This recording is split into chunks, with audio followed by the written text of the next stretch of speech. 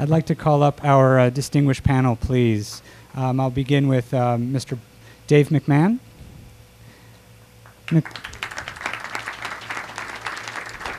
Nicole Sligar and her beautiful little baby, or no baby?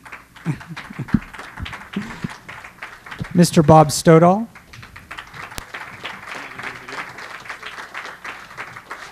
Kathleen Carr.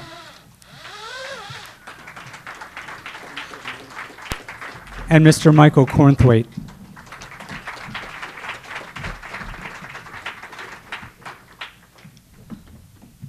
I see Bob already has his notes and a fabulous rendering of the Huntridge. Just as a disclaimer also, when the Huntridge opened in 1944, that was the year that Liberace arrived in Las Vegas, so quite a bit of history there. So David McMahon was the drummer for Fatter Than Albert, and then eventually Clockwise. Played at the Huntridge many times, if I'm correct.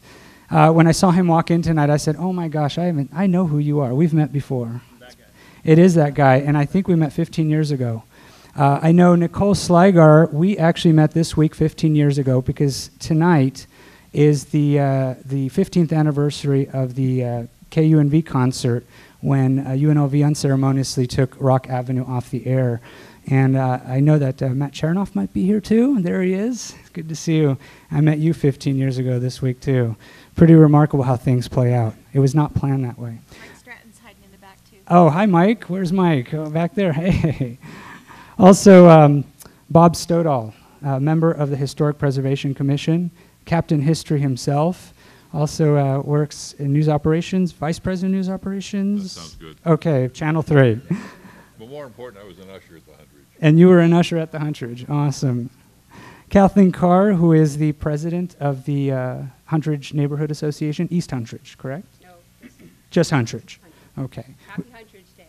Happy Huntridge Day. And Mr. Michael Cornthwaite, proprietor of the Downtown Cocktail Room, The Beat, Emergency Arts, and so many other things that you're involved with, Oscars, and goodness knows, who knows what else is on the horizon. Welcome. Ladies and gentlemen, your panel.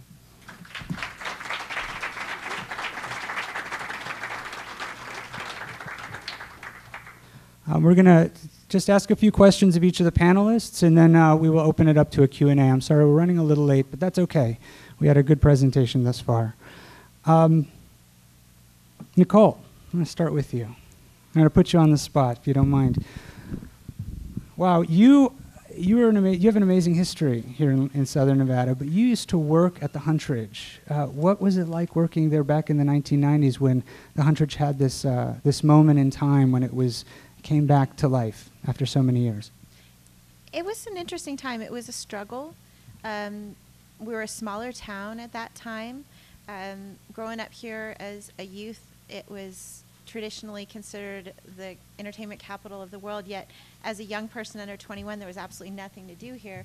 So the Huntridge became a mecca for the youth of this community to find themselves, express themselves, enjoy music. And I think the music of that time, the Generation X, so to speak, music, really spoke to my generation and the other young people that attended concerts there.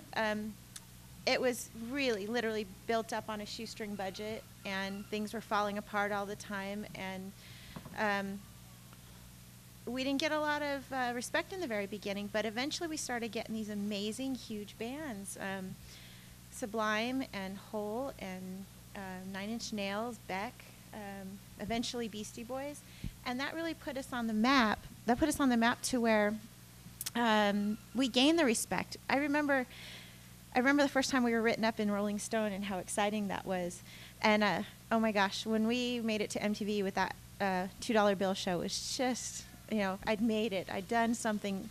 Look, Mom, it was just a really awesome moment. But one of the great things about the Huntridge was in the early days, we had all these great kids that lived in the neighborhood that were not necessarily high-income families, and they would come to me and they'd say, I really want to see this show. Is there something I can do? So we created this sort of some people call it the Huntridge University, where we had these kids where they'd come and they'd volunteer and work, and we'd start to see that these young kids had some great skills. Eventually, these kids would get paychecks, and some of these kids now work for the House of Blues and some of the other venues around town. There's quite a few people at the House of Blues. My own brother tours the world with bands now because of what he learned there, starting off for free. I personally started off working there for free. I went to Richard Lenz the day it opened, and I said, "Can I please have a job?" And he says, "What can you do?" And I said, "Well, I took some advertising marketing classes." And he says, "Well, I don't really have anything for you." I said, "Good, I'll be here every day." And I did. I showed up every day, and I said, "How's this work? What's this do? What's this for?" And about 6 months later, he's like, "All right, I'll give you a job." And he hired me as assistant manager, and the rest of it's history. I guess that's a good start. That's a great start. Thank you so very much, Nicole. I'm going to pass it on to Dave, because Dave, you actually played the Huntridge. Great band, Fatter Than Albert. Yeah, that was the when you were a kid, if you played the Huntridge, you made it. That was your goal the whole time. The first show I ever went to was there. It was a local show. A friend of mine's older brother, a guy named Brandon Campbell, who now is in a little small band called Neon Trees. Used to watch those guys in the garage, and then got to go to a local show and actually see what happens in the garage get put to a stage. So the Huntridge was that first time you went, "Oh," and heard what a kick drum should sound like, you know. It was, we played many shows back there, and then they, people that worked there were always cool. You were really nice to us. You really were. They let us do really bad things sometimes, and then just went. And that place really was, it was something that seemed, as a young musician and starting out, something accessible. And it gave you a hoop to jump through, which, you know, a lot of kids, I mean, nowadays, a lot of bands that are starting out, it's really hard to find a venue that's willing to make it easier for you to showcase. You know, everything is, you know, Vegas is a much different town now. It's a little more corporate. When back then, you know, the cops could beat you up and take you home and be like, "I took care of it, don't worry," you know? Sure. So, you know, the Huntridge really, that time, and, you know, especially through the 90s, it was such an institution for all musicians in this town, for sure. Yeah. Like, oh, yes, the Nationals and whatnot. Yeah, and that was another cool thing. That back area of it, you could always see, like, if you went to see a band, you know, you could go around back and just hang out and wait for those guys to walk out. And always be like, "Hey, man, can I touch you? Can I just look at you a certain way?"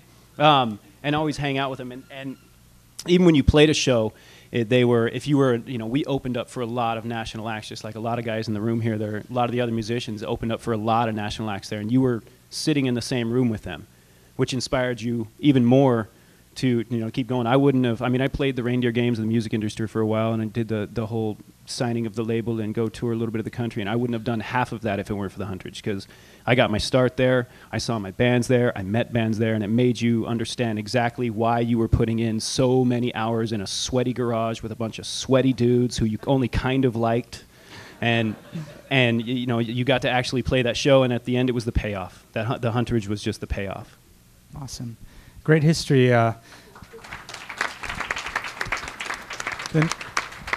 1990s saw an enormous amount of activity here in Southern Nevada. We saw a great music scene. In 1997, we saw KUNV, the great program, Rock Avenue, actually won the Gavin Music Awards in New York as the best college radio station. And then unceremoniously, as I'd mentioned before, unplugged by the university. And we kind of saw a decline in what was a great music scene here. You know, a lot of people say, "Oh, there's never been a music scene." No, there was a great music scene here in the 1990s, and that happened at the Huntridge. Now, the Huntridge obviously is much more than just the 1990s. It goes back almost 70 years, and a lot of that history first integrated theater. It was the largest theater. It was the tallest building in the area for a while. And in 1962 saw the world premiere of Love is a Ball.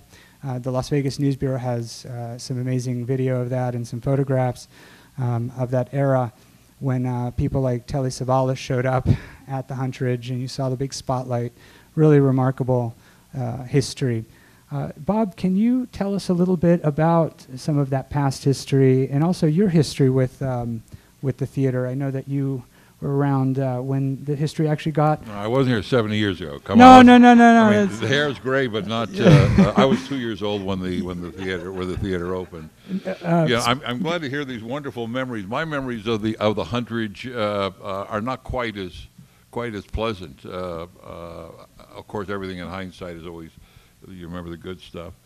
The most recent memory is I've got 4 sons. And they say, well, we're going out tonight, and I'd say, where? And they would say, we're going to the Huntridge.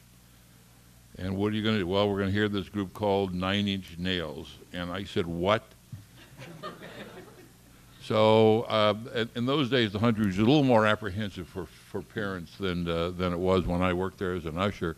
But even those were not pleasant memories for myself. I worked for Lloyd Katz and Harry Zumar. Harry was the manager of the theaters, and Lloyd and Edith owned the theaters. They owned the Fremont, the Guild Theater, and of course the Huntridge. And I worked at the Guild Theater, and I had class, I had status, because it was an art house.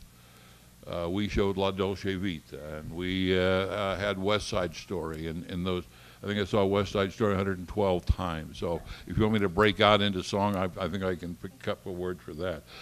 But I was going to a university called NSU at the time, Nevada Southern University, and I needed the money, so I would work some extra time on the Saturday matinees at the Huntridge Theater. And it sounds romantic and fun, but when you've got several hundred kids, and your job is to say, get your feet off the chairs in front of you, or do whatever. It was fine. It wasn't all that bad. But it was a place that was a community center, and I always remember that. It was just a wonderful venue. I then got involved with the Huntridge through the Commission on Cultural Affairs, which over the period of time, with taxpayer dollars, bond dollars, gave the Huntridge close to $1.7 million. The city of Las Vegas also kicked in another $150,000 or more. I was going through my notes last night to kind of get up to speed on this, and I went to the. I'm going to jump ahead here. I went to the covenants that are still on the building. And that's why the current owners were able to pick it up for $925,000, a bargain price at the time. But the covenants go through, and we've got 1,472 days before the current owners can just tear it down and do whatever they want. 1,472 days. Saw some stories in the paper said we got years. Well, no, we got days. We got 1,472 days as effective today from the date that they can just tear it down and do whatever they want with it. But there's also another covenant in here. And that says that the applicant, in signing this covenant, and went along with the purchase agreement, the applicant agrees that no visual or structural alteration will be made to the property without prior written permission of the state of Nevada. The applicant also agrees that the state, its agents and designees shall have the right to inspect the property at all reasonable times in order to ascertain whether or not the conditions of the covenants have been fulfilled, or are being fulfilled. But the one that struck me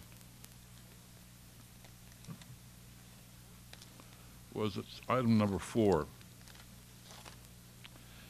And that says the applicant agrees that when the property is not clearly visible from a public right-of-way or includes interior work assisted with State of Nevada Commission on Cultural Affairs funds, the property will be open to the public no less than 12 days a year. Now, certainly it's not open 12 days a year, and has been open 12 days a year. The applicant further agrees that when the property is not open on a continuing basis, and when improvements are assisted with state funds, which they were, notification will be published for 3 consecutive working days that it will be open to the general public. They have to advertise in the local newspaper. They also have to keep the place in good condition, which struck me. The applicant agrees to assume the cost of continued maintenance and repair of said property to preserve the architectural, historical, cultural, and or archaeological integrity of the same in order to protect and enhance those qualities.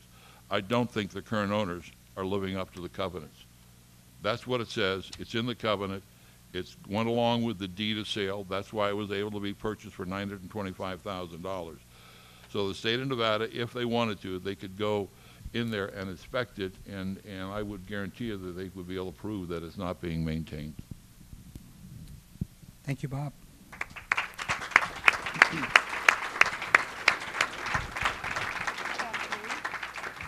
I have. And you are the president of the Huntridge Neighborhood Association. Newly, New I president. really have to defer to my partner in crime, Melissa Clary, Melissa, of course. who And really brought the neighborhood out into the light. Great. And I'd like to point out also, yes, here, here. And also I'd like to point out Lance Kirk, who's in the audience. He's the president of Huntridge West. Am I correct? West Huntridge. Kathleen, a historic neighborhood is always a challenge to preserve. What's it like to be president and taking care of one of the great neighborhoods of Las Vegas? Well, I have big shoes to fill. Yes, you do. First of all, Paco, I wanted to say thank you for doing this. It's really, really wonderful that you've done this, and thank you to everybody for showing up here today. And a neighborhood association, really what you should do, a neighborhood association is all about advocating for the people that live in your neighborhood, just as you know, good neighbors do, and also, you know, putting on activities and things. So, I mean, over the last couple of years, Melissa and I and several others have just had a blast doing things in the neighborhood and bringing a lot of people together from all of those historic downtown neighborhoods. I don't know if that answers your question, but. That's great. And we have quite a few neighborhoods down here. We have Southridge, we have Marycrest, Huntridge, John S. Park, and so many more. Now, we're all connected, which is really great because if somebody breaks into somebody's house, everybody knows, or if somebody tries to, somebody stops them, or if someone loses a dog, the dog gets returned. And I mean, that's part of that whole, it's part of the whole living that it takes a village theory. Absolutely. So it's the best time of my life. And as downtown Las Vegas comes back in an amazing way, people are starting to take great appreciation for these old homes. For a city that's not known for preserving its history, you know, in downtown in particular, we have such a great collection of old homes that people are starting to buy up and fix up. That's why the Huntridge is so important to our community. And that leads me to Michael. Michael, you're in the hot seat. We all are, right? It's just warm. Yeah. Michael, I have to say, wow. I mean, the announcement that you made a couple months ago either shocked everyone, surprised everyone, either made people angry or happy, brought tears to some people's eyes. I know that Kathleen and I shared a few of those. Michael, what's the plan? What's your desire? Well, I think that the only plan, there's only one plan that we have, and that is to bring it back to life. And at this point, we're so early in the process that you know, step one is just keeping the contract alive. And I think it's important to know the whole story. And part of the whole story is that I was approached by the family, and they believed that I could put together a group of people that could actually make this happen. So they deserve at least some credit for trying to do something. And so, given the situation, I thought this could be really amazing. It seems like it's been a long time. It's been a decade. No one's been able to make any progress. And so I didn't say anything. I talked to Joey and Rayhan about the prospect of it. And I just sort of assumed that this would fall apart, that it actually wouldn't happen, and that something in our you know, meetings would be irreconcilable. And lo and behold, a couple months went by, and we did some negotiating, and we actually had a signed contract. And to me, that was really something that I never expected to get done, but it did get done. And I didn't want to talk about it openly until it was done, because it seemed like for, you know, numerous times over the last decade, people had worked really hard to try to do something with the building, try to bring people together, try to raise money. There are numerous Huntridge Foundation, Friends of the Huntridge. I feel the same as everybody in this room. I just happen to be in a position where I thought if I don't do something when given the opportunity, that I would have regrets about it. So we signed a contract. We had 90 days to explore the possibility of whether or not this made any sense whatsoever. We made it past those 90 days. I started to meet with more people. Of course, in our own personal lives, we're busy, and there's a lot of other things that are going on, especially in downtown. And at the end of the 90 days, we were coming down to the wire whether or not this is going to work, whether it has legs, whether we were going to be willing to write personal checks and scrounge together as much money as we could to make those checks good. And we were able to do that. We wrote a check. I guess it's been about 60 days ago or 50 days ago, and gave the Mizrachi family a non-refundable deposit. So that was just something that we had to do per the contract to keep it alive. And if at any point during this process we're unable to keep it alive, it just goes back to the family, and they keep the deposits, and our involvement would be done. So at this point, we've reached out to people. We've tried to engage the community as best we can in a realistic way, not just in a way that says, yes, I'm in favor of the Huntridge. We wanted to really get people involved. And over the last 18 years that I've been in Las Vegas, there's been a lot of opportunities for people to get involved where they say they support, but there's a big difference between the people that say they support and the ones that actually show up. So this is an exercise not only in getting people to show up in a real way, but getting them to engage and to help us decide whether or not we should kind of cut our losses and move along with our lives, or if people care enough not only to get this project off the ground, but to support it after it's been restored. And those are all important things that we take very seriously, and we've laid the foundation for it to take place, but that doesn't mean that it's in our hands by any means. Thank you, Michael. Can you tell us a little bit about the Indiegogo campaign? Sure. And I'd like to say we're at $28,690. Which is great. Thank you.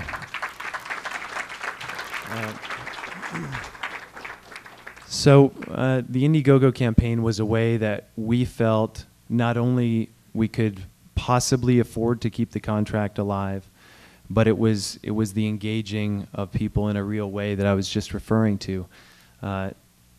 It's pretty easy to say, there's an article in the Las Vegas Weekly and there are 7,000 likes on it in a matter of a week or two, and it was their biggest article, I guess the most popular article they've ever put online, which is phenomenal. But it's a lot different to actually even donate or contribute or participate in any financial way. And so the Indiegogo campaign was an opportunity for us to actually gauge the involvement and the interest of the community.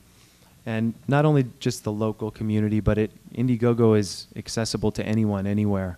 If it was a fan of the Huntridge that lives in Seattle now, they could participate. And so we wanted to reach out as best we could with the limited resources that we had to engage people. And if someone wasn't willing to donate, not donate, but contribute $10 or $15 or $5 or $1, then we figured the likelihood of them showing up, parking 3 blocks away and walking to a show with a local band probably wasn't very realistic either.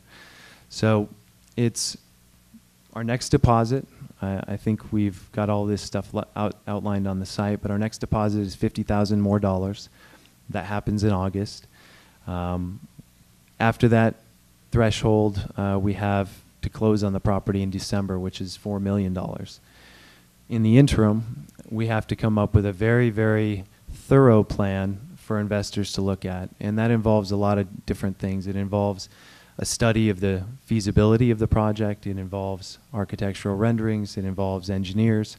It involves soil testing. It involves consultants and grant writers and all sorts of people that some of which have volunteered or offered their services, but we sort of collectively feel like we'd rather have the ability to hire people that have a job to perform in a certain period of time, as opposed to, yeah, I'll get to it. I have a full-time job, but I really want to help out. I'll get to it in a couple of weeks. We're pretty seriously under the gun, and we have some very, very strict time constraints right now.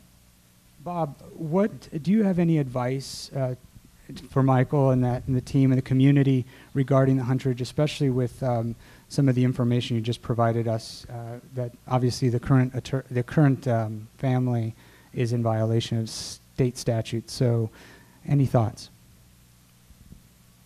Well, there's been any number of efforts over the years that we've all cataloged and we've all seen, efforts to save the Huntridge.